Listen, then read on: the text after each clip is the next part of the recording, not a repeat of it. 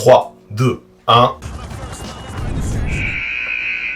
Salut à tous, comment ça va? En ce mercredi, jour traditionnel, vous commencez à connaître des best-of de live. Et oui, vous allez me dire, ça y est, il a la flemme, il installe même plus son studio pour faire ses intros, il les fait depuis son bureau, et ouais, c'est comme ça, parce que je vous le cache pas, pour moi c'est quand même vachement moins embêtant. Puis ça vous permet de voir tous mes défauts du visage de plus près comme ça, c'est vachement plus cool, non? Et je pense que de toute façon, c'est plus raccord avec les lives. Comme ça, tous ceux qui n'aiment pas la playlist Crystal Ball et les résumés de live, ils le sauront dès le départ qu'on partira là-dessus. Du coup, je ne fais pas durer le suspense, vous l'avez tous capté, aujourd'hui, le contenu sur lequel on part, c'est du Crystal Ball. Lundi soir sur Twitch, je vous ai proposé 6 trades que j'aimerais voir se réaliser pendant l'intersaison là. Ensuite, les modérateurs, notamment Max et Steph, ont choisi plusieurs transferts que vous leur avez proposés sur différents réseaux. Vous avez été super nombreux à participer, d'ailleurs je vous remercie, c'était très cool et j'ai adoré répondre en direct un petit peu pour donner mon avis à vos transferts et vos transactions. Bon, par contre ça, c'était réservé à tous ceux qui ont vu le live en direct ou tous ceux qui ont sub qui voudront voir la rediff. Aujourd'hui, dans le best-of, je ne me concentre que sur les 6 transferts que je vous ai proposés ce jour-là. Vous allez voir, il y a des transferts à 2, à 3 équipes et même des blockbusters à 4 équipes qui incluent tout un grand nombre de joueurs. Et à chaque fois, l'idée, vous l'avez capté, c'était d'essayer de faire le truc qui me semblait le plus cohérent possible, le plus équilibré possible et d'expliquer à chaque fois les raisons pour toutes les équipes concernées pour lesquelles je ferai ça. Donc voilà, le concept, il n'a rien de sorcier, je pense que vous l'avez capté, donc on ne perd pas plus de temps, c'est parti pour les 6 transferts que j'aimerais voir se réaliser pendant l'intersaison 2021. Trade number 1. Premier transfert que je vous propose, la pièce maîtresse, c'est Bradley Beal, qui pourtant, selon ce qui se dit, n'a pas demandé de transfert. À Washington, selon ce qui se dit aussi, on parle de l'entourer au mieux.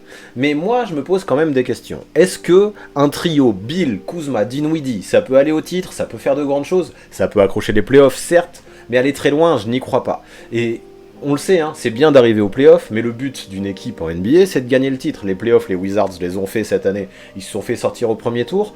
Donc je me dis, est-ce que ça vaut le coup de continuer à faire ça indéfiniment, d'essayer d'entourer Bill pour perdre au premier tour des playoffs? Je ne crois pas. Alors, ils n'ont pas le couteau sous la gorge, mais je pense quand même que les Wizards seront à l'écoute des offres. Parmi les équipes intéressées, je pense que là-dedans, il peut y avoir les Warriors. À Golden State, on va être très content de retrouver Klay Thompson, c'est sûr, mais je pense que le temps passe autour de cet effectif des Warriors. On a des équipes autour d'eux qui se renforcent au fur et à mesure, on a de plus en plus de super teams, et les organismes vieillissent. Peut-être que aujourd'hui, ça peut être un peu juste pour jouer le titre. Je trouve qu'on a des incertitudes sur Draymond Green, qui a du mal quand même à retrouver le niveau, notamment physique, qu'il avait avant, et ça se ressent en défense. Klay, alors je pense que son shoot sera toujours là, mais Klay Thompson, on peut avoir des interrogations sur le niveau qu'il aura à son retour de blessure. On a André Iguodala, je trouve que s'il joue plus de 25 minutes, c'est compliqué, parce que pareil, hein, c'est un joueur qui a toujours était très fort grâce à ses qualités athlétiques, et là, il n'a plus les qualités athlétiques d'avant, donc je pense qu'André Iguodala aura surtout un rôle sur le banc. On a un Stephen Curry qui est toujours là, hein, qui a fait une de ses meilleures saisons individuelles en carrière, mais pour combien de temps aussi? On arrive bientôt sur une fin de cycle, et pour moi, il faut capitaliser à fond sur cette fin de cycle, pour essayer de tout faire en sorte pour offrir une dernière bague à cette génération. Pour moi, dans ce cas-là, si tu veux assurer un parcours loin, ou au moins essayer de tout faire en sorte pour avoir le plus long parcours, il manque un élément, et je pense que Bradley Beal pourrait être cet élément idéal en décalant Klay Thompson au poste 3. On aurait un vrai autre scoreur à Golden State, et là on aurait vraiment un danger qui peut venir de partout. Une équipe qui va bombarder à 3 points, d'autant plus qu'il y a Bjelica qui a été reconnu, qui a été recruté, on a le rookie Moses Moody aussi, qui est un grand shooter, et puis dans ce trade, comme vous l'avez vu, pour des questions de salaire, mais aussi pour des questions sportives, je fais venir Davis Bertans, qui est un des meilleurs snipers de la NBA lorsqu'il est chaud et lorsqu'il est sur une bonne série et lorsqu'il a confiance. Donc là, je pense qu'à Golden State, on se renforce largement.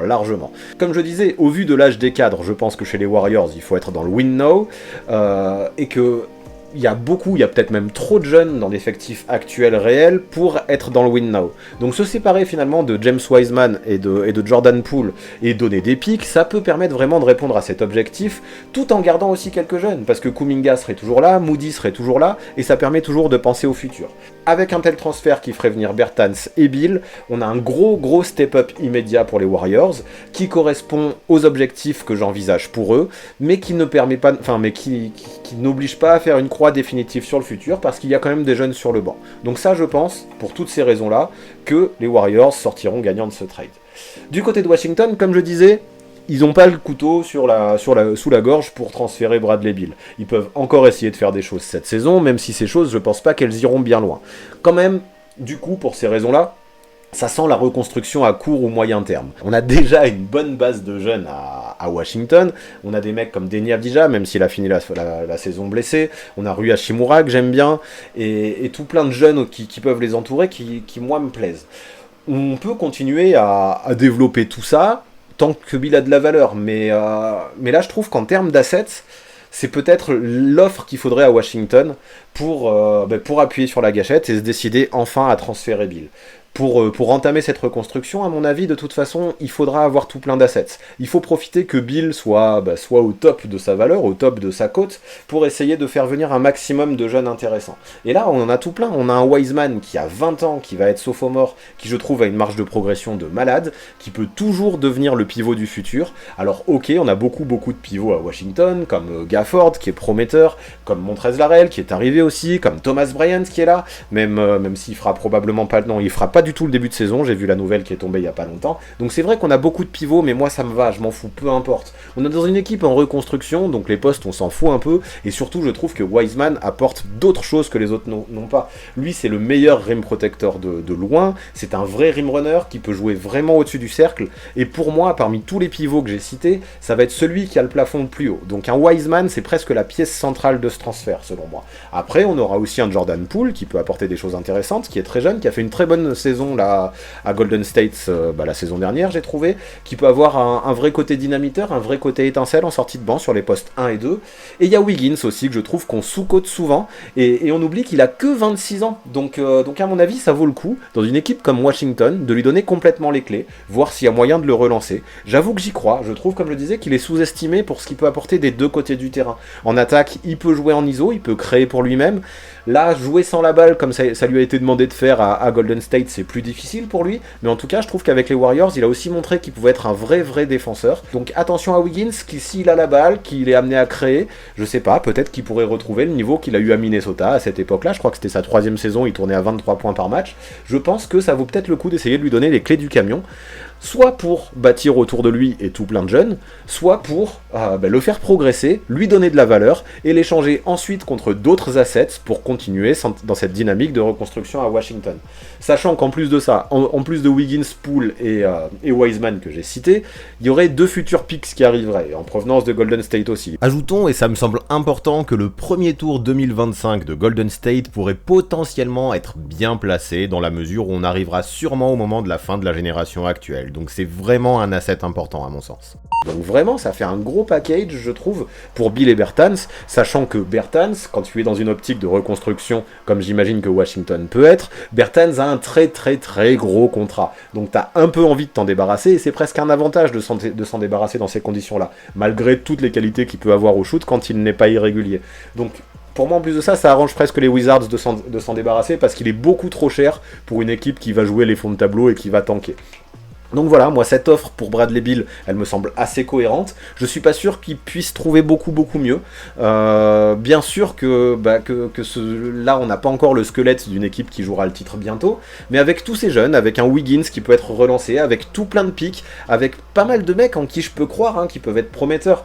Deni Avdija, moi c'est un joueur que j'aime beaucoup, que je trouve très intelligent. James Wiseman, comme je disais, ça peut être le pivot du futur. Wiggins, je fais pas une croix dessus. Il va y avoir tout plein de tours de draft, donc moi je trouve pas ça si bête d'appuyer sur la gâchette et de transférer Bradley Beal pour cette offre qui viendrait des Warriors. Donc voilà pourquoi, pour moi, les deux équipes ressortiraient gagnantes d'un tel transfert. Trade number 2.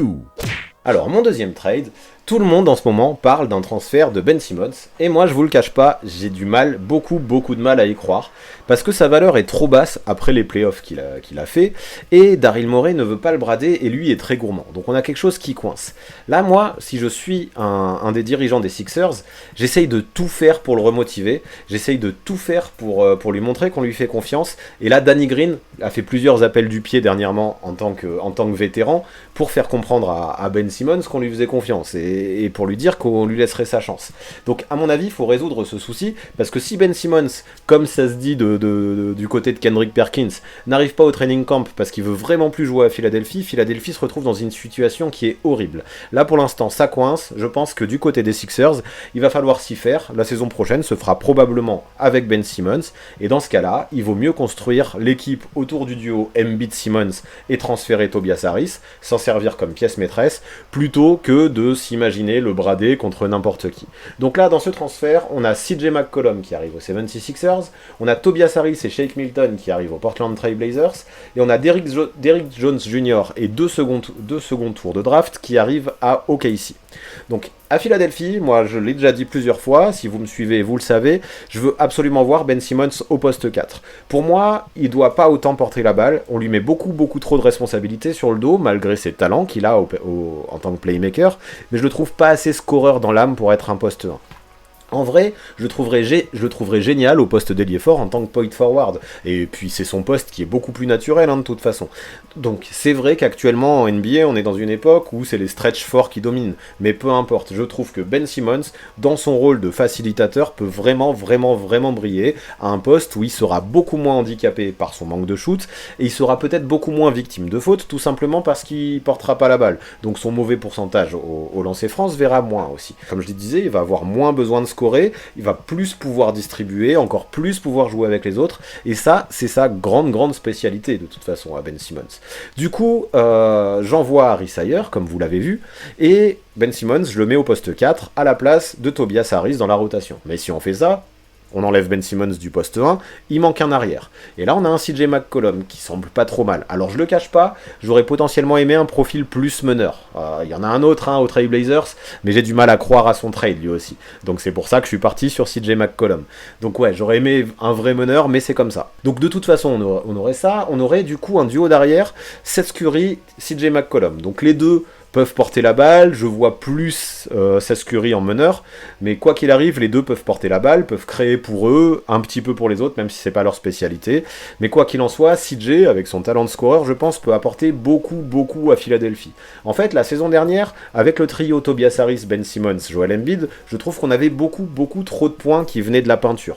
Et on a eu un Seth Curry qui a été primordial en play-off, parce que justement, lui, il apportait du shoot de loin, il apportait des points en tant qu'arrière, et j'ai trouvé que c'était excellent, donc voilà, mais il était trop seul. L'arrivée de CJ McCollum avec son scoring, je trouve que ça pourrait enlever de la pression à Joel, ça pourrait créer encore du spacing, ça pourrait lui donner encore des espaces, et voilà, parce que McCollum, mine de rien, c'est un scoreur qui alors ok, il a jamais été All-Star, mais il peut, dans son rôle de scoreur, atteindre le niveau All-Star, ou presque, et je le répète, si le jour où le duo Seth Curry-CJ McCollum y prend feu, ils peuvent faire péter toutes les défenses un soir de gros coups de chaud.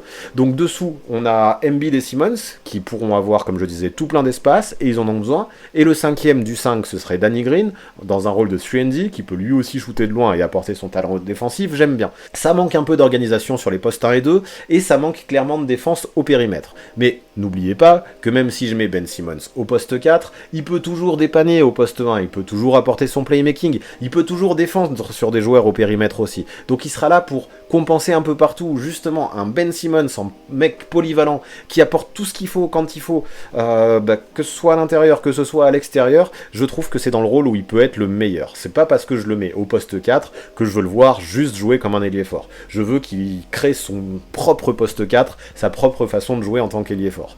Donc voilà, on a là à Philadelphie, je trouve que ils amèneraient enfin un scoreur élite qui peut créer pour lui sur les postes arrière, ça il l'attendait depuis longtemps. On a une équipe des Sixers qui à mon avis step up aussi avec ce trade, et pour ceux qui pensent que c'est une bêtise de garder Simmons et qu'il faut absolument le transférer, je peux vous comprendre si vous pensez qu'il n'aura pas le mental et pas l'envie de revenir et qu'il va foutre la merde. Par contre, si vous parlez que du côté sportif, rappelez-vous de la saison qu'il a faite avant son choc monumental en play-off. Il a été une des grosses raisons pour lesquelles Philadelphie a fini à la première place à l'Est, et c'est beaucoup trop difficile, ça s'est vu à chaque fois qu'il était absent, de se passer de son playmaking et de sa défense. Donc pour moi, la meilleure idée vraiment, c'est de se réconcilier avec Ben Simmons, de lui montrer qu'on lui fait confiance, de le décaler dans un poste où il sera peut-être plus à l'aise, peut-être moins responsabilisé, et du coup profiter de la valeur de Tobias Harris pour faire venir un CJ McCollum. On rajoute aussi Shake Milton, qui pourra manquer un peu sur le banc des Sixers, parce qu'il est talentueux mine de rien, et il a un côté dynamiteur qui fait du bien, mais il y a quand même Tyrese Maxey, il y a Matisse Thybulle qui lui va plus jouer au poste 3, et il y a également Jaden Springer qui a été drafté et qui peut apporter beaucoup de choses. Donc Shake Milton, malgré tout son talent, je pense qu'il pourra facilement être remplacé. On va parler de Portland maintenant, et je trouve que du côté des Blazers aussi, il est temps de tourner une page, il est temps de bouger. On a un Damian Lillard qui fait la gueule, et ça fait des années que je le dis, et ça a été tenté, ça a même fait une finale de conférence, mais son association avec CJ McCollum, même si elle est très talentueuse, il y a quelque chose qui coince, et qui les empêchera d'être champions. Ils ont des profils qui sont un peu trop similaires. On a deux arrières, alors c'est pas le même talent non plus, et c'est pas exactement les mêmes qualités, parce qu'on a un Lillard qui shoot plus à 3 points, et un McCollum qui shoot plus à mi-distance, mais on a quand même deux arrières créateurs et scoreurs, et aucun qui est un vrai spécialiste du playmaking. Donc en plus de ça, on a deux gars qui sont un peu trop sous-dimensionnés pour défendre, et on avait personne derrière pour compenser. On avait un Robert Covington qui était un peu obligé de tout faire. Donc d'ailleurs ça, ce sera peut-être le problème des Sixers l'année prochaine, avec si ce trade se réalise, avec McCollum et Seth Curry et un Ben Simmons qui fera tout derrière. Mais bon, peu importe, là on parle des Blazers, et je trouve que de toute façon, là ils viennent de signer Norman Powell sur le long terme. Ils lui ont donné beaucoup d'argent, et je trouve que ce gars-là, de toute façon, il est complémentaire de Damian Lillard. Le mettre au poste 3, ça s'est vu l'an dernier, ça ne fonctionne pas avec McCollum et Lillard, donc je pense que lui, il faut le mettre au poste 2. Il peut apporter pas mal de talent en catch and shoot, il peut défendre mieux que la moyenne des joueurs NBA, et je pense que son fit dans le backcourt avec Lillard peut être intéressant. Voilà pourquoi, à mon avis, en plus de ça, il a une bonne valeur, parce qu'il avait fait un très très bon début de saison, CJ, c'est le meilleur moment de le transférer. Et là, je pense que récupérer Tobias Harris, en termes de fit, c'est très bien. Il y a vraiment besoin d'un poste 4, je pense, à côté de Yusuf Nurkic, vu que Yusuf Nurkic, a priori, va être gardé, parce que je trouve que Robert Covington n'apportera pas les mêmes choses que Tobias Harris. Robert Covington, moi, je le vois plutôt comme un 3, un peu en mode 3&D, plutôt que un vrai poste 4. Alors, c'est vrai qu'en début de carrière, Harris aussi, c'était un poste 3, mais le poste d'ailier fort, à mon avis, Harris l'occupera mieux que Robert Covington, parce que lui, il apporte une vraie création, il apporte du scoring, il apporte un peu de défense dans la peinture, il peut apporter tout plein de choses qui seront vraiment complémentaires à Nurkic que Robert Covington n'était pas capable de faire. Donc on va avoir une peinture un peu plus offensive, un peu plus talentueuse, et un Harris qui peut jouer le pick and roll, que ce soit en tant que porteur ou en tant que poseur d'écran. Je trouve ça intéressant. Il n'y avait pas ça à Portland avant, et à mon avis ça apporte de vraies solutions à côté de Damian Lillard qui n'y avait pas. En fait, je trouve qu'avec un 5 comme ça, on a une équipe de Portland qui serait beaucoup plus équilibrée. En plus de ça, on récupère Shake Milton, qui pourrait mettre un peu de folie sur le banc au poste 2, parce que je trouve que Anthony Simons est un peu seul sur le banc, sur les postes arrière. Donc, à mon avis, un transfert comme ça permet, je le répète, en termes d'équilibre et de cohérence et de complémentarité des joueurs, d'amener Portland peut-être au niveau supérieur, et même si c'est pas sûr que ça irait au niveau supérieur, ça vaut le coup de le tenter, parce qu'on a un Damian Lillard qui est pas content, et quoi qu'il arrive, faut bouger si vous voulez le contenter. Donc voilà ce que je proposerai du côté de Portland. Enfin, il faut que je termine ce trade avec OKC. Bon, ça va aller vite, parce qu'ils sont juste là, parce que Portland avait besoin de se délester de certains salaires pour que le deal puisse se faire. Sinon, il n'était pas validé par la trade machine. Donc eux, ils sont arrivés par là. Et Derrick Jones Jr. a pris sa player option. Beaucoup du côté de Portland espéraient qu'il ne la prenne pas, mais il l'a prise. Et ça fait quasiment 10 millions à payer sur un an de plus. Donc là, il va falloir s'en débarrasser. Et quand il y a besoin de quelqu'un pour récupérer un joueur et libérer des salaires, il y a Sam Presti qui fait toc toc toc, qui arrive en disant vous inquiétez pas, moi je vous prends un joueur, mais donnez-moi des pics. Donc voilà, OKC c'est le meilleur client pour ça.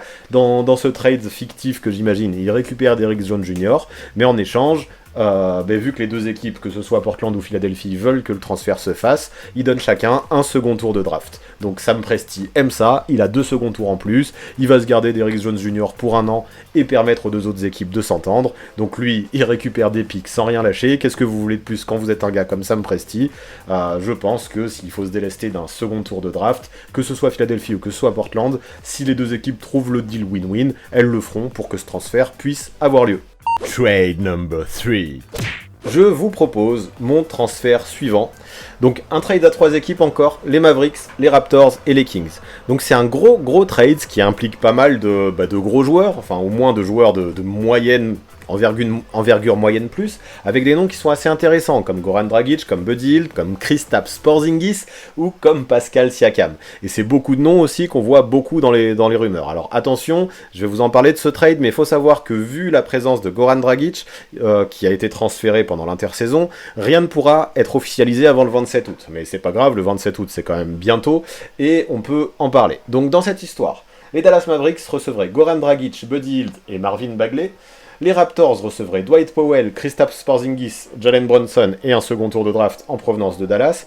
Et les Kings recevraient Pascal Siakam. Donc comme d'habitude, on va y aller en mode équipe par équipe.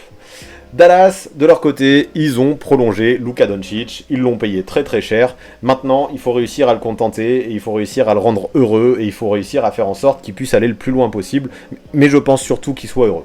C'est pas un secret de dire que sa relation avec Kristaps Porzingis n'est pas ouf. Ils ont pas du tout le même côté compétiteur, et on a un Kristaps qui a l'air de faire la gueule très souvent, qui a un côté nonchalant, et ça fit pas sur le terrain, et en plus de ce qu'on lit, ça ne s'entend pas non plus vraiment hors du terrain. Donc quoi de mieux déjà de faire venir Goran Dragic, qui est un compatriote slovène de Luka Doncic, qui est un peu son mentor. Je trouve que déjà, si tu veux faire plaisir à Luka, Goran Dragic, c'est une bonne idée. Mais en plus de ça, dans ce transfert, Dallas récupère Buddy Hield, qui a fait des saisons assez décevantes récemment à Sacramento, qui a fait preuve de beaucoup d'irrégularités, qui a une adresse parfois compliquée, qui peut montrer qu'il est un joueur un peu unidimensionnel, avec des choix qui peuvent être suspects, mais Cuban ne l'a jamais caché, il veut un arrière-scoreur en plus pour soulager Luka Doncic. Et je trouve que là, le deal est parfait pour lui. Donc on a un gars qui peut marquer des points, il sait très bien mettre le ballon dans le panier, il crée du spacing, et en plus de ça, en plus d'avoir Dragic et Hield, on obtient Marvin Bagley au poste 5 qui débarque. Pour moi, je l'ai souvent dit aussi dans les streams et dans les vidéos récentes, on a un problème de hiérarchie au poste 5, parce que Willie Cauley-Stein, il est fort, Boban Marjanovic, il est fort, Dwight Powell, il est fort aussi, mais il n'y en a aucun qui est un vrai titulaire et à qui je donnerais plus de 20 minutes par match. Donc on a un Bagley, s'il arrive, et qui reste en bonne santé, a tout le talent, je pense, pour s'imposer, parce qu'il a plus de talent que n'importe lequel des 3 pivots que j'ai cités. Donc je pense qu'un deal comme ça, même en perdant Porzingis, Brunson, Dwight Powell et un second 2023, d'ailleurs je pense que c'est pas beaucoup perdre, un deal comme ça, je pense que ce serait un vrai bon coup pour Dallas. On aurait un Brunson qui se transformerait en Dragic, donc ok, plus de vieillesse, mais on fait un vrai progrès en termes de science du jeu au poste de meneur. On a un Powell qui se transformerait en Bagley. Bagley, il a quand même beaucoup plus de talent et de potentiel que Dwight Powell, donc un vrai progrès aussi, à condition que Bagley reste en bonne santé, bien sûr, mais bon, Dwight Powell, c'est pas non plus celui qui reste le plus en bonne santé de la ligue. Et on a un Porzingis, en gros, qui se transformerait en Buddy Hield, et bon, ok, Porzingis, c'est peut-être un joueur au profil plus rare, qui peut apporter des choses un peu plus différentes, mais sur le papier, parce que l'année dernière, ça s'est pas toujours vu, mais on a, je pense, un Hield, on a un joueur qui est vraiment scoreur, et c'est vraiment le style de joueur que Mark Cuban recherche. Donc à mon avis, on a vraiment de l'amélioration du côté de Dallas, et vu que cette amélioration est presque un peu trop grosse, alors là, trop grosse j'exagère, mais j'ai décidé que Dallas lâche aussi un second tour de draft à Toronto pour équilibrer tout ça. À Toronto d'ailleurs c'est pareil, les pertes ne sont pas dingues non plus. On dit au revoir à Goran Dragic qui ne veut plus être là, et on dit bye bye à Pascal Siakam qui a été très décevant la saison dernière. De plus, je pense qu'avec des joueurs comme Anunoby, comme Boucher, comme Scottie Barnes qui a été drafté, le profil de Pascal Siakam devient beaucoup moins essentiel que ce qu'il a pu être, donc il est peut-être temps de tourner la page malgré le gros contrat qu'on lui a donné. On a voulu qu'il soit franchise player, il a montré qu'il avait peut-être du mal à avoir ces épaules-là, donc c'est peut-être le moment de passer à autre chose. Et là, avec ce que les Raptors reçoivent, en termes de complémentarité, je trouve ça nickel encore une fois. On a un Porzingis qui va pouvoir vraiment apporter de nouvelles choses qui n'existent pas en l'état à Toronto avec la présence de Pascal Siakam.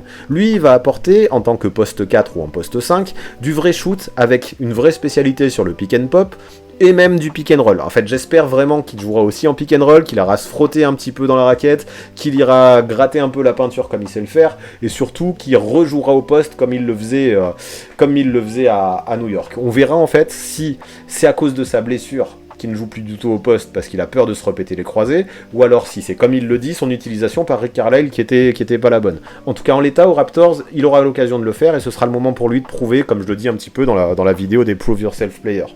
Donc voilà, je pense que sur jeu placé, il apportera beaucoup plus de choses que Siakam. Ça permettra de changer des profils athlétiques qui courent partout, qui sont un peu monnaie courante à Toronto, et je trouve que son arrivée peut faire beaucoup de bien. Ça peut être un vrai pari qui permettra aux Raptors de varier un jeu offensif que j'ai trouvé souvent trop prévisible la saison dernière. Donc comme je dis, ouais, j'ai juste envie qu'il retrouve cette envie lui aussi d'aller au contact et d'apporter aussi de la vraie taille aussi dans cette raquette de Toronto. Donc d'ailleurs Dwight Powell va aussi dans ce sens, hein, il fera du bien parce qu'on peut considérer, d'ailleurs Boucher pour moi c'est plutôt un poste 4 qu'un poste 5. On n'a pas vraiment de pivot. On a Khem Birch aussi et Precious Achiuwa, c'est presque plus des postes 4 parce qu'il manque aussi un peu de taille pour être un poste 5. Donc je trouve que c'est bien de densifier la raquette avec des gens qui ont de la taille comme Dwight Powell et Kristaps Porzingis. Donc ces deux arrivées vont dans ce sens. Et enfin, on a un Jalen Brunson qui arrive, qui est tout plein de talent, je trouve, je trouve que c'est un jeune joueur qui joue déjà comme un vétéran, qui a beaucoup de science du jeu, et pour moi, derrière Fred VanVleet et Gary Trent Jr., il manque une vraie rotation sur laquelle on peut compter. Pourquoi pas le mettre titulaire? En tout cas là, on va avoir 3 arrières qui peuvent tourner et qui ont tous des qualités différentes et complémentaires à mon sens. Brunson, en tout cas, moi je le mettrais plutôt sur le banc, parce que à mon sens, il a tout à fait le profil explosif du 6e homme, donc là, je trouve que dans un deal comme ça, où tu te sépares de joueurs dont il faut peut-être faire son deuil, ou qui ne veulent plus être là, on a des pièces qui sont plutôt des bons fits, qui peuvent être complémentaires contre des joueurs qui ne sont pas forcément les joueurs sur lesquels les Raptors doivent compter à l'avenir. Donc je trouve ça bien, d'autant plus que pour aller plus loin, il y a un second tour de draft qui arrive. Je pense que ce deal peut être aussi très cool pour les Raptors. Et enfin, on finit par les Kings là-dedans, Sacramento, qui n'en peut plus de ne plus faire les playoffs pendant 15 ans, donc au bout d'un moment, faut bouger. La première chose que je bougerai, c'est Luke Walton, mais on n'est pas là pour parler de ça. Donc peu importe, il va falloir bouger autrement parce qu'apparemment Walton va rester. Premier truc qui m'embête, c'est de se séparer de Marvin Bagley, c'est sûr, c'est un joueur sur lequel il comptait, qui était vraiment prometteur, et c'est peut-être embêtant de s'en séparer comme ça. Mais là, moi je me dis, avec Richaun Holmes qui a été re-signé cher en plus, et l'arrivée de Tristan Thompson, est-ce qu'on compte vraiment sur Marvin Bagley au Sacramento Kings? Je suis pas sûr, il y a peut-être déjà trop de pivots. Donc sans séparer, ça me surprendrait pas tant que ça. Ensuite, à Sacramento, on lâche Buddy Hield. Comme je disais, Buddy Hield, c'est un joueur qui est talentueux, mais qui a été assez décevant, qui a été limité, qui a été assez unidimensionnel, qui a été très irrégulier, qui a montré qu'il faisait pas les meilleurs choix de shoot de la NBA. Et surtout, j'ai énormément de doutes quant à son association avec De'Aaron Fox. Les deux sont très vifs, sont très rapides, peuvent scorer beaucoup, ça, j'ai aucun souci là-dessus. Mais au niveau de la prise de décision, on n'en a aucun qui est vraiment talentueux. Quand tes deux arrières vont à fond dans ton équipe, c'est difficile d'avoir un jeu qui est construit, d'avoir un vrai fond de jeu, parce que souvent ça confond un peu vitesse et précipitation. Donc là justement, est-ce qu'il y a vraiment besoin de Buddy Hield à Sacramento? Est-ce qu'il y a vraiment besoin de Bagley? J'ai déjà répondu, mais maintenant qu'on a un Haliburton qui a été une des très bonnes surprises de la draft de l'an dernier, que je trouve très bon, et qui mérite à mon sens d'être titulaire, parce que lui justement je trouve qu'il fait des vrais choix, je trouve qu'il a un vrai QI basket, je trouve qu'il peut vraiment davantage jouer sur jeu placé, plus que Buddy Hield et Fox. Donc moi j'associerais Haliburton et Fox, je mettrais Haliburton au poste 2, et ça me semble bien plus complémentaire. Ça permet de jouer bien plus sur jeu placé, d'avoir un jeu qui est bien plus léché, bien plus intelligent, et qui ferait en sorte que la perte de Hield finalement ne soit pas si dramatique, surtout si elle permet de récupérer un Pascal Siakam. Faut pas oublier qu'un Pascal Siakam, il est capable de marquer plus de 20 points à peu près n'importe quand, il a même fait des pointes à 23-24 points certains mois, donc il peut vraiment prendre feu, mais il peut courir, il peut défendre, il peut prendre des rebonds, il peut jouer en transition. Après, faut pas trop lui demander de créer pour lui, c'est le truc, mais c'est pas grave si t'as un De'Aaron Fox, c'est un Tyrese Haliburton. T'as pas besoin d'un joueur qui crée encore plus pour lui, mais il peut profiter justement des cuts, de la gravité qu'engendrerait Fox et Haliburton, et je trouverais ça cool, ça enlèverait pas mal de pression à Fox au scoring, et voilà, je pense qu'il pourrait aussi avoir beaucoup de spacing pour faire des cuts, et pour faire des coupes, et pour se démarquer dans la raquette, et marquer des points faciles. C'est peut-être un petit peu ce qui lui a manqué l'année dernière, on lui a demandé de trop créer, et il jouait moins sans la balle, et je pense que c'est comme ça qu'il pour être performant à Sacramento.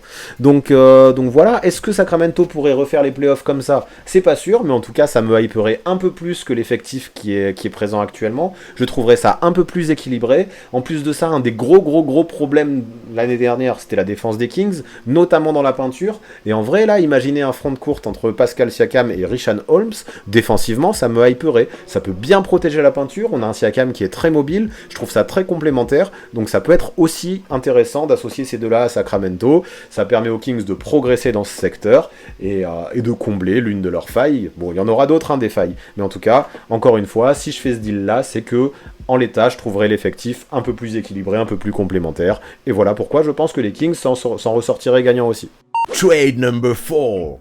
Et nous voici partir autour de mon transfert numéro 4. Ce transfert numéro 4, la pièce maîtresse, comme vous le voyez, c'est Miles Turner. C'est un transfert qui est simple, entre deux équipes. Les Nets reçoivent Miles Turner, les Pacers reçoivent Joe Harris, reçoivent Nicolas Claxton et un second tour de draft. Bon, celui-là, je pense qu'il est assez facile à comprendre de toute façon, mais je vais quand même l'expliquer, je vais pas me priver, je suis là pour ça. Mais à Brooklyn, je le répète en boucle, le gros problème qu'il y a depuis l'arrivée de James Harden et notamment le départ de Jarrett Allen, c'est le manque de rim protection.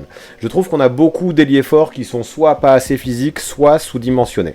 Après, on a des gars qui se battent, pas de soucis, qui se donnent sur le terrain, qui donnent tout, mais quand tu manques de taille ou de poids ou de muscles, tu peux pas limiter les babards. Ça s'est senti contre Giannis Antetokounmpo, ça aurait pu se sentir contre Joel Embiid, parce qu'à l'Est, il y a des monstres. Et je pense que cette rim protection, c'est vraiment l'un des seuls points faibles des Nets, peut-être même le seul point faible des Nets. Parce que dans cette conférence Est, à mon avis, tu as toujours besoin d'au moins un gars pour protéger la peinture. Jusque-là, se dire que c'était quand même Kevin Durant, le meilleur rim protector de Brooklyn, ça me semble assez fou. Il y arrivait pas trop mal, c'était lui le meilleur contreur de l'équipe, et il se donnait en défense. Mais pour moi, c'est trop léger si tu veux vraiment avoir un rim protector élite. Par exemple, on parlait de DeAndre Jordan, mais ça y est, c'est fini, il est plus assez mobile pour avoir du temps de jeu, c'est plus le DeAndre Jordan aérien qu'on avait avant, donc j'y crois plus à DeAndre Jordan en rim protector, c'est plus du tout un défenseur. La free agency aussi a fait revenir Blake Griffin, mais c'est pareil, c'est un poste 4, c'est pas un rim protector. Il y a la signature de James Johnson, mais c'est pareil aussi, c'est un poste 4. Donc tout ça, ça a densifié tout le secteur des ailiers forts, mais le souci de la protection de cercle est toujours pas résolu selon moi.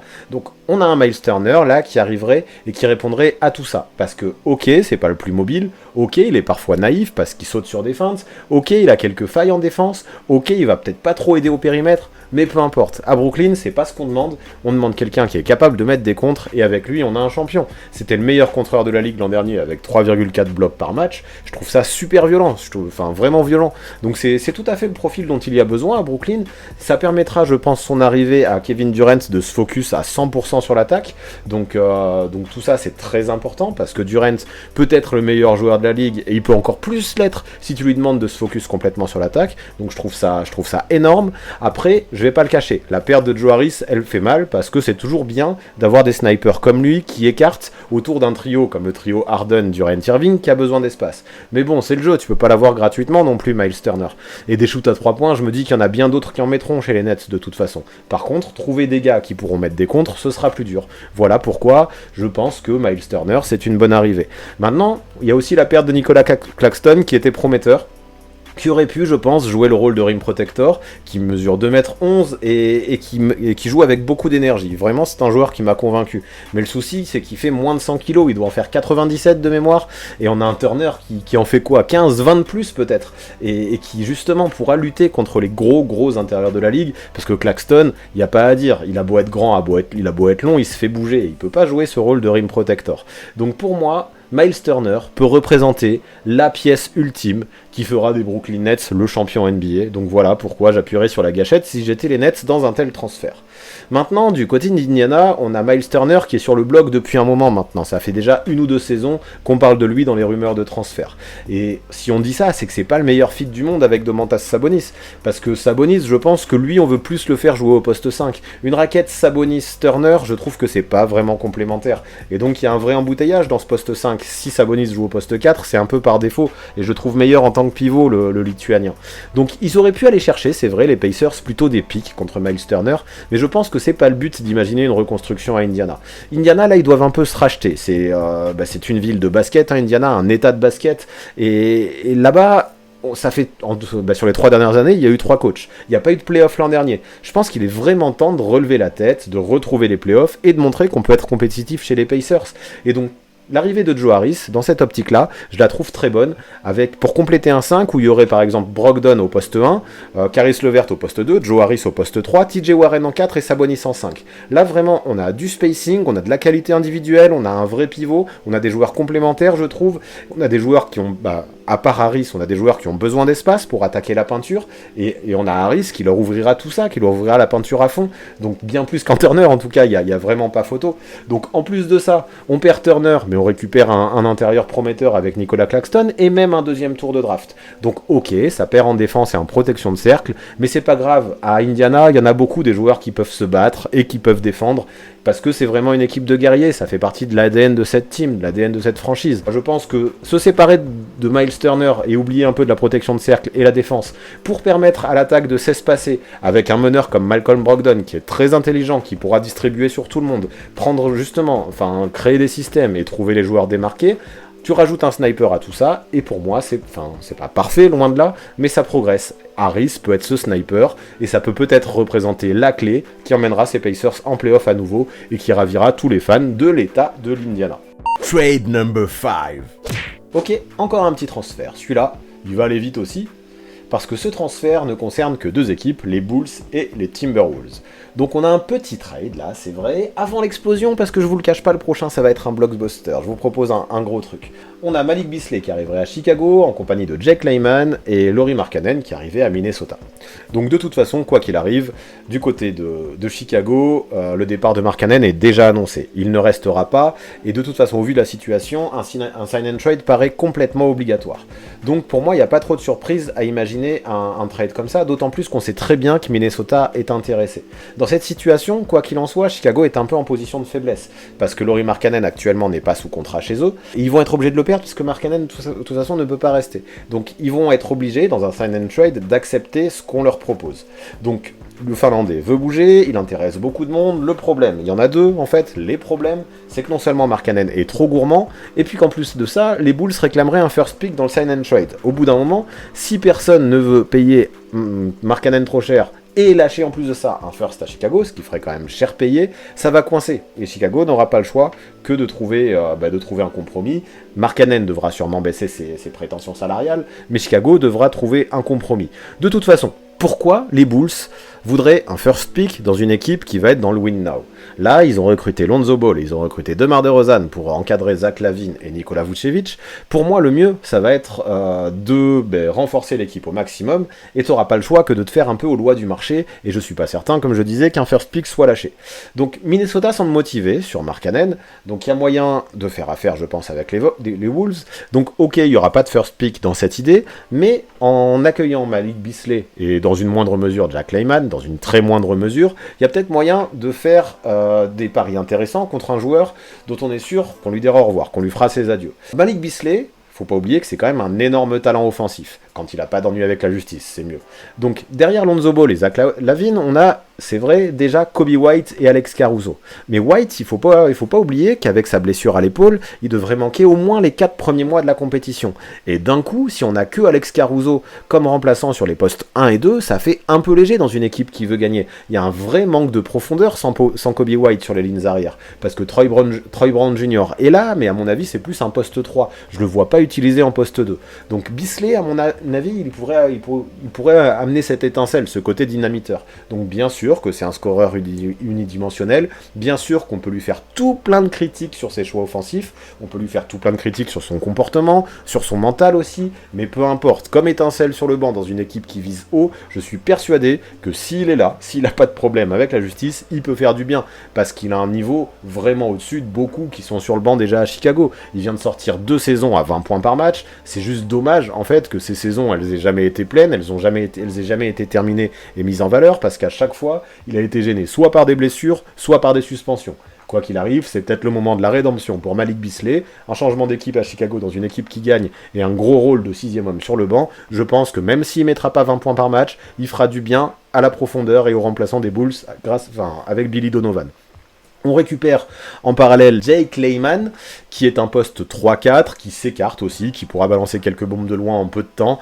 Donc c'est un peu le même profil que Markkanen, je trouve, avec beaucoup moins de talent. Mais du coup, ça compense un peu son départ. Et un joueur un peu comme ça, je trouve que ça manquait. Ça manquera en tout cas avec le départ de Markkanen, ça manquera notamment sur le banc.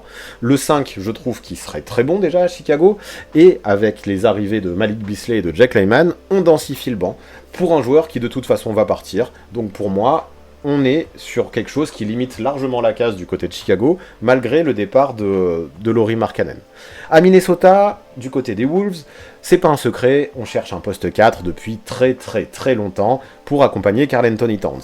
Il faut trouver quelqu'un de complémentaire, et c'est ça justement le plus compliqué. Et pour moi, d'un point de vue offensif, Markkanen serait parfait en termes de fit et de complémentarité à côté de Kat, parce qu'il peut vraiment écarter la peinture pour Towns en tant que stretch fort, et le profil paraît excellent. Pour moi, on a un vrai match offensif en tout cas.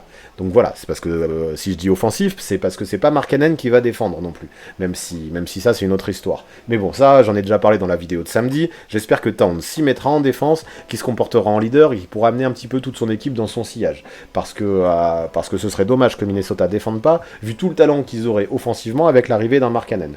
Quoi qu'il en soit, moi j'espère, en tout cas il l'a montré sur certains brefs passages qui ont duré quelques semaines l'année dernière, que quand il a eu Billy Donovan, il a pu revivre dans un nouveau dispositif, et là, avant de se blesser malheureusement, et là avec Minnesota, où il va arriver encore dans quelque chose de nouveau, dans un endroit où il est fait confiance, où il est attendu, où on compte sur lui, j'espère qu'il va pouvoir vraiment step up et remontrer à nouveau tout le talent qu'on avait vu chez lui au début de sa carrière. Donc je pense qu'il peut vraiment faire une bonne saison.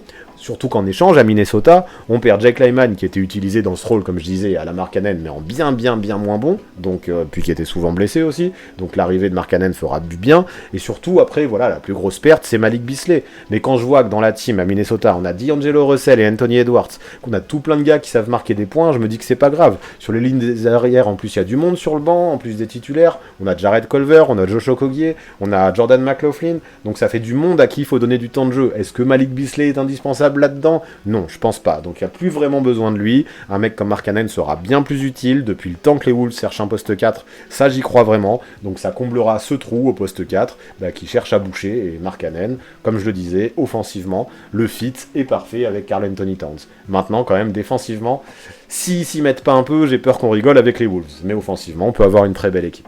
And the last one, trade number 6. Le voici, le voilà.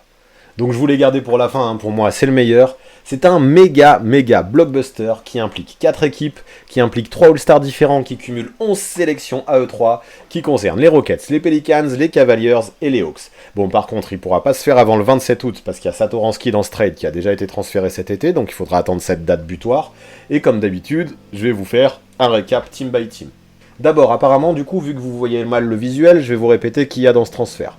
Les Rockets récupéreraient Kevin Love, Thomas Satoransky et un first de 2022 en provenance des Hawks. Les Pelicans récupéreraient Danilo Gallinari, John Wall, Cam Reddish, 2 first picks, un en provenance de Atlanta via Oklahoma City et un en provenance de Cleveland. Cleveland récupérerait Eric Gordon et Josh Hart. Donc oui, Josh Hart a prolongé pendant le live, sauf que du coup, pendant la dernière pause, j'ai vérifié. Même avec son nouveau salaire, ce transfert passe et peut toujours se faire, donc pour moi il n'y a pas de raison de le changer malgré la prolongation récente de Josh Hart. Et les Hawks, eux, récupéreraient Brandon Ingram. Donc vraiment, là, il va y en avoir vraiment des choses à expliquer. Donc avant de vous enflammer, écoutez-moi. À Houston, ça va aller vite, pour moi. De toute façon, maintenant, chez les Rockets, on a une équipe qui reconstruit et il faut faire place aux jeunes. Il n'y a plus du tout besoin de John Wall et de Eric Gordon. Parce que c'est 2 joueurs qui veulent du temps de jeu, quoi qu'il arrive, et qui jouent au même poste des 2 joueurs les plus prometteurs des Rockets, que sont Jalen Green et Kevin Porter Jr.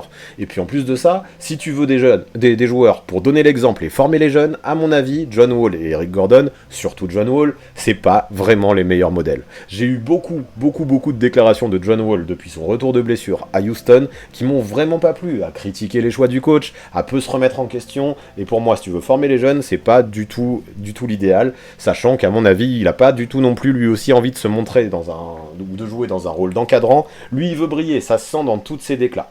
Du coup, à Houston, je pense qu'il faut penser au futur. Et là, à Houston, la chose qu'on fait simplement, c'est d'accepter le contrat encombrant de Kevin Love pour les Cavaliers, en acceptant, en échange, si on accepte le contrat de Kevin Love, on récupère un first pick en provenance d'Atlanta. Tout ça, c'est pas mal. Ok, on a un Love qui est pas en forme, qui a eu beaucoup de blessures, mais c'est plutôt positif, parce qu'il va pas trop prendre de temps de jeu, justement, aux jeunes qui a besoin de développer à Houston. Et au pire, il jouera le rôle de vétéran à l'entraînement, pour parler de son expérience, parce qu'il en a quand même, mine de rien, Kevin Love, pour former des gars comme Christian Wood, comme Garuba, comme Sengun, ou même comme Kenyon Martin Jr. Il y en a des intérieurs à former aux Rockets, et avoir un mentor comme Kevin Love, qui sera blessé la moitié de la saison, je pense que c'est pas trop mal, si en plus de ça on récupère un premier tour. Donc il faut être conscient de toute façon que sa fin de carrière approche, mais que son expérience sera intéressante pour des jeunes. Dans l'histoire, on a Satoransky qui arrive pour des raisons de salaire, surtout pour équilibrer le transfert. Mais pareil, lui aussi pour encadrer des jeunes comme Jalen Green, comme Kevin Porter Jr. ou même comme Josh Christopher. Mais surtout, en fait, je trouve c'est un vrai meneur, et ça manque à Houston, un vrai meneur. Parce que Jalen Green, c'est pas non plus un vrai meneur, Kevin Porter Jr., il n'y a aucun des deux qui est playmaker. Satoransky, pour moi, est plus organisateur, plus playmaker, a plus d'expérience et donc probablement plus de QI de basket. Et quoi qu'il arrive, qu'il soit titulaire ou sur le banc, je trouve que c'est toujours bien dans l'équipe, surtout quand t'as des jeunes, d'avoir un mec intelligent qui peut organiser.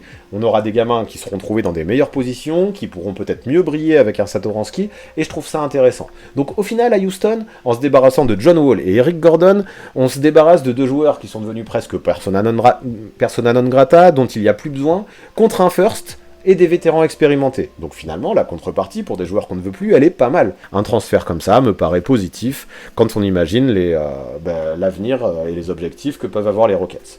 Maintenant, on va parler des Pelicans, et là-bas, c'est clairement branle-bas de combat. Ça devient urgent, surtout quand on connaît les rumeurs qu'il y a eu récemment, de trouver des moyens de contenter Zion Williamson. J'ai peur sinon qu'il se barre à la fin de son contrat, et du côté des Pelicans, après avoir vécu ça avec Anthony Davis, ça ferait vraiment très mal de le vivre aussi avec Zion Williamson. Donc je pense que l'arrivée de Willie Green à la place de Stan Van Gundy en tant que coach, elle va par là, dans le sens d'avoir un renouveau, de contenter Williamson. Mais ça va pas suffire, et surtout que là, pour l'instant, cet été, les transactions et les moves réalisés, je les trouve assez catastrophiques. La paire de Lonzo Ball, elle va faire mal d'ailleurs, et je trouve que l'équipe a pas mal régressé en l'état, ça fait un peu peur. L'arrivée de Devonte Graham, j'aime bien, mais ça step down par rapport à un Lonzo Ball, notamment en défense, parce que Devonte Graham, c'est quand même un bon organisateur, j'aime bien. Après, il y a l'arrivée de Valanciunas, que je peux trouver intéressante, mais j'attends de voir aussi, même s'il shoot de temps en temps, et qu'il y va de temps en temps, et je sais pas, il doit tirer 1-3 points par match, c'est quand même un mec qui squatte beaucoup la peinture, et je me pose beaucoup de questions sur son association avec Zion Williamson. Par contre, s'il y a vraiment une association qui me fait me poser question par rapport à l'année dernière et par rapport au moment où Zion Williamson a pu commencer à percer, c'est l'association avec Brandon Ingram. Parce que les deux, ok, c'est pas des meneurs de jeu, mais tous les deux, ils ont besoin d'avoir le ballon pour créer. Zion, en fait, de plus en plus cette saison, il a été amené à porter la balle, à appeler beaucoup plus de pick and roll en tant que porteur. Zion Williamson, c'est pas qu'un intérieur, c'est aussi un mec qui est amené à créer, jouer en ISO et appeler des pick and roll. Et là, avec ça, on avait un Brandon Ingram qui était utilisé presque seulement comme un floor spacer, et je trouve ça quand même dommage pour un joueur qui a autant de qualité que lui et qui a été All-Star en 2020. Il vaut mieux que ça, je pense, Brandon Ingram. Donc par contre, je pense que actuellement, malgré sa saison en demi-teinte la saison dernière, il a une belle valeur. Tout le monde est conscient que si ses stats ont baissé, c'est qu'il n'a pas non plus été utilisé dans son rôle, qu'il a eu moins de responsabilités qu'il mérite. Donc le transférer peut-être à ce moment-là, je pense que c'est pas bête. Et je me dis que c'est pas mal, vu tout ce qui est obtenu en échange. Déjà, on a un John Wall. On récupère un vrai meneur qui a besoin d'être responsabilisé et qui veut se relancer dans une équipe qui, elle, a besoin justement de gagner au plus vite pour contenter sa superstar. Donc ça va être le moment pour John Wall de prouver qu'il n'est pas rincé comme il le dit. Moi j'ai quelques doutes, mais apparemment lui, il a tout plein de choses à montrer. Là, aux Pelicans, dans une équipe qui veut gagner, ce sera à lui de le prouver. Je pense que l'objectif, ce serait qu'il montre qu'il peut toujours se comporter en playmaker de luxe, comme il était à Washington, avec des gars qui peuvent vraiment faire briller. Là, des cibles pour ses passes, il peut en avoir un paquet. Il faut juste qu'il arrête de se dire que ça va être lui le franchise player, il faut qu'il se dise que ça va être la rampe de lancement, qui peut scorer, je sais pas, c'est 15 points, mais moi j'ai envie qu'il fasse 10 passes. John Wall, je pense qu'il peut le faire, j'ai des doutes, je le répète, mais il peut le faire. C'est un vrai pari, mais ça peut valoir le coup dans une équipe comme les Pels. J'attends qu'il apporte son XP, qu'il apporte sa science de jeu, et qu'au milieu de tous ces gamins, je pense que ça peut être intéressant d'avoir un gars qui peut justement calmer le jeu, pour éviter que ça joue que en transition, qui gère le tempo, et que lui, avec son expérience et sa connaissance du jeu, permette à cette équipe d'éviter de confondre trop constamment vitesse et précipitation. À côté de ça, on a un Danilo Gallinari, que je trouve intéressant aussi, lui. Alors voilà, je disais que Ingram était utilisé essentiellement en tant que floor spacer et qu'il valait bien plus que ça. Gallinari, lui, c'est un vrai floor spacer. Et lui, il a une certaine expérience du jeu, une certaine expérience de parcours en playoff, notamment l'année dernière avec Atlanta, et je pense que ça peut fitter. Au moins, on utilisera un mec dont c'est le rôle principal dans son vrai rôle. Après, j'avoue qu'il est surtout là pour les contrats, hein, mais je pense qu'il peut apporter des choses, Gallinari, aux Pelicans. Et ensuite, on a Cam Reddish, qui est l'un des meilleurs potes de Zion Williamson depuis Duke, et il faut en être conscient, c'est pour ça déjà que j'aime bien sa venue, et lui, il n'attend que d'exploser. Malheureusement, les blessures jusque-là ne lui ont pas trop permis, mais il a un vrai potentiel, et il l'a montré sur les quelques matchs de playoff de l'an dernier. Pour moi, il peut vraiment devenir un two-way player très très très intéressant, Cam Reddish, et sa venue, elle va contenter Zion, et ça va permettre aussi de le développer à la Nouvelle-Orléans. Donc je pense que tous ces joueurs-là, les trois que je cite, vont apporter une plus-value, même si on perd Brandon Ingram et que ça va faire mal. Par contre, ce qui rajoute de la valeur à cette offre, on perd Ingram, et on perd aussi Josh Hart, c'est vrai, et à moindre mesure Satoransky, ça fait beaucoup, mais on obtient aussi 2 first picks, donc mine de rien, pour tous ces assets, je pense que ça vaut le coup de tourner une page, d'essayer d'avoir un vrai meneur avec John Wall, de prendre un floor spacer, d'avoir le pote de Zion, d'avoir de l'avenir avec des picks, et d'essayer de voir ce que ça donne à la Nouvelle-Orléans avec Willie Green et un nouvel effectif qui pour moi serait sûrement plus cohérent et plus complémentaire. Je pense que si le pari de John Wall arrive à fonctionner chez les Pelicans, Nola pourrait devenir le grand gagnant de ce transfert. Maintenant, je vais parler de Cleveland, ça va assez vite. Pour moi, Cleveland, là, ce qui les bloque, c'est le gros contrat de Kevin Love qui va encore durer sur 2 ans. Donc il faut s'en débarrasser, et pour s'en débarrasser, c'est le jeu. Tu peux pas trop t'en débarrasser si tu lâches pas un pick avec. Donc ce sera un first pick, je pense qu'il n'y a pas le choix. Par contre, ce pick, il est en 2024. Et à ce moment-là, j'espère que Cleveland, leur objectif, ce sera d'être compétitif en 2024. C'est leur but. Donc ils vont essayer de lâcher un pick, mais tout en espérant qu'il soit pas trop haut. Donc ça permet de se débarrasser de Love, et c'est bien. Mais c'est pas tout dans cette histoire. Tu fais pas que de débarrasser un pick et de Kevin Love. Je trouve que à Cleveland, ça manque vraiment de rotation extérieure. Au poste 3, on a un Isaac Okoro, que j'aime beaucoup, qui a un vrai potentiel défensif, mais qui est encore peut-être un peu tendre. On a aussi un Cedi Osman. J'ai un peu de mal avec ce joueur, qui est un shooter unidimensionnel, mais que je trouve beaucoup trop irrégulier. Et derrière Sexton, il faut noter qu'on n'a pas non plus vraiment de gros backup derrière. Donc l'arrivée de Eric Gordon, qui est un gros scoreur, et de Josh Hart, qui est un joueur très intelligent et très polyvalent, à mon avis, va densifier ses postes 2 et 3, et ça, je trouve ça intéressant, parce que c'est un vrai besoin qu'a Cleveland.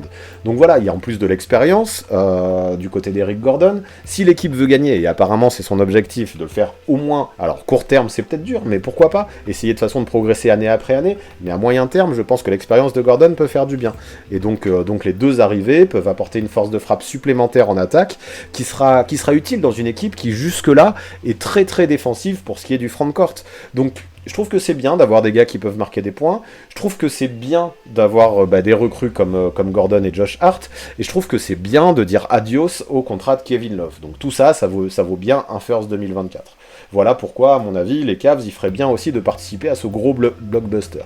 Et enfin, on va parler des Hawks, qui ont représenté la super surprise de l'an dernier en allant jusqu'en finale de conférence. Bravo à eux, grosses félicitations à eux, leur parcours était légendaire.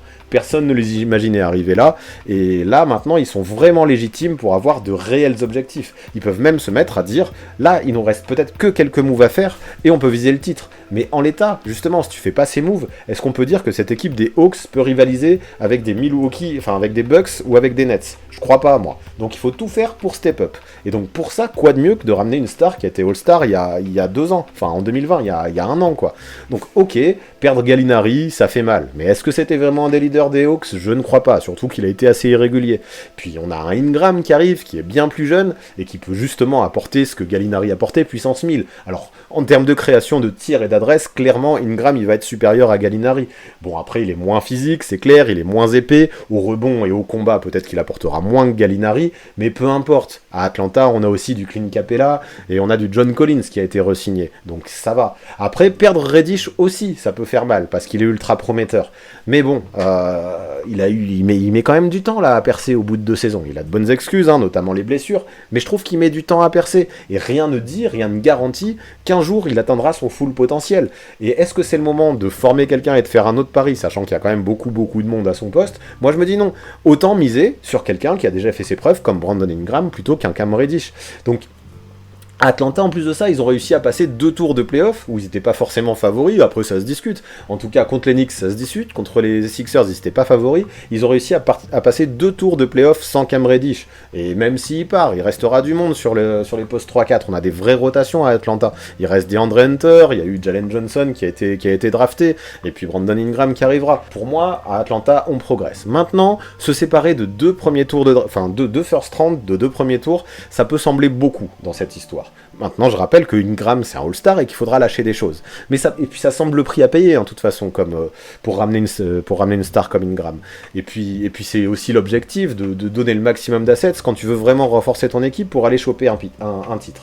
Maintenant, concernant ces 2 pics, je veux quand même qu'on relativise. Déjà, le pic qui partirait aux Pelicans en provenance de OKC, celui-là, il est protégé loterie. Donc quoi qu'il en soit, ça veut dire qu'ils n'auraient pas pu l'utiliser en 2022, enfin où il y a très peu de chances, parce qu'il y a très grande chance justement que OKC, que le Thunder, au vu de l'effectif qu'il présente, ne fasse pas les playoffs. Et vu que ce tour est protégé, il se serait transformé en 2 futurs second tours. Donc finalement, ce tour de draft, on peut dire que c'est à presque coup sûr 2 futurs second tours. Donc cette perte-là, elle n'est pas si importante pour les Hawks. Puis le pic qui est envoyé aux Rockets en 2022, c'est le leur. Sauf qu'avec une équipe comme ça, Atlanta, ça doit finir bien classé. J'espère qu'en tout cas ce sera l'objectif. Ça doit avoir une bonne place. Donc ce pic, il sera pas non plus super haut placé. Il y a très peu de chances qu'il soit haut ce pic. Donc finalement, ces pics, ok, sur le papier, ça peut sembler beaucoup de lâcher 2 first round, mais je me dis, pour un joueur comme Ingram, ça vaut le coup, mais en plus de ça, ils vont peut-être pas avoir autant de valeur que ce qu'on peut imaginer. Donc à mon avis, Atlanta, ils auraient bien fait, ils feraient bien, dans une offre comme ça, d'appuyer sur la gâchette, de step up le plus vite possible, parce que je pense que le jeu peut en valoir la chandelle pour aller le plus loin possible dès l'an prochain. Voilà pour ce qui est des transferts que j'aimerais voir, voilà pour ce qui est de mon 16e Crystal Ball. Bon, ça vous a plu ces transferts? Vous en dites quoi? Est-ce que vous les validez? Est-ce que vous ne les validez pas? Est-ce que vous modifieriez des choses pour les rendre plus équilibrés? Dites-moi tout ça dans les commentaires, ça m'intéresse, et comme d'habitude, mettez-moi une note sur 6 aussi, histoire de voir à quel point on est d'accord. 1 point par transfert que vous validez, 0 si vous ne le validez pas du tout. Et allez, vous pouvez même rajouter 1 demi-point si on est presque d'accord, mais que pour vous, il y aurait des modifications à faire sur la transaction. Mais d'ailleurs, là, tous ceux qui ont envie d'en parler, la prochaine fois, venez profiter de l'interactivité, venez proposer vos transferts directement sur Twitch, ne manquez pas ça. Et du coup, pour être sûr de ne louper aucun live, il n'y a qu'une seule solution. Et oui, évidemment, suivez-moi sur Twitch aussi, et n'hésitez pas à sub non plus pour pouvoir voir les rediffs. Sachez en plus de ça que pour tous ceux qui ont Amazon Prime, c'est gratuit, vous pouvez sub à un streamer, le soutenir et profiter de tous les avantages sans rien dépenser. Et pour ceux qui n'ont pas Prime ou qui utilisent déjà leur abonnement pour un autre streamer, sachez aussi que Twitch a fait baisser le prix, donc ça vaut le coup en ce moment. Sinon, petit mot, vous connaissez sur les affiliations qui sont nombreuses en ce moment, je suis avec Derby Ball et leur super t-shirt, avec Backcourt et leurs super chaussettes, et avec The Perfect Cap et leur super casquette. Là-dessus, je vous en fais pas plus, mais il y a des grosses réductions avec le code promo que je vous mets dans la description, de toute façon c'est le même partout, donc allez voir, c'est l'été, profitez des soldes. Et pour finir, vous connaissez les bails, on s'abonne à la chaîne, on active la cloche pour recevoir les notifications, on lâche un maximum de pouces bleus et on rédige ses meilleurs coms. Tout ça c'est essentiel pour le référencement. Et attention, tous ceux qui ne le feront pas, je les transfère à Honolulu. The warm turquoise waters of Kailua Beach are waiting to take your mind off worldly affairs. Ouais, peut-être que pour les cocktails c'est bien, mais pour jouer au basket c'est pas le top. Demandez aux collègues de la NBA sur Instagram. Ça, ceux qui me suivent de près et depuis longtemps sur les réseaux ont la ref. Et enfin, bien sûr, faut le rajouter, pour le soutien ultime, encore et toujours, c'est sur Tipeee que ça se passe. Vous savez très bien que l'été, pour les youtubeurs et les streamers, c'est une période creuse, donc évidemment j'ai besoin de vous, encore plus que d'habitude. Merci en tout cas à tous ceux qui sont là, qui ont prévu d'être là, et même merci à ceux qui ne peuvent pas, mais qui sont là à soutenir en regardant les vidéos jusqu'au bout. Et ouais, vous êtes des vrais, gros big up. À très vite.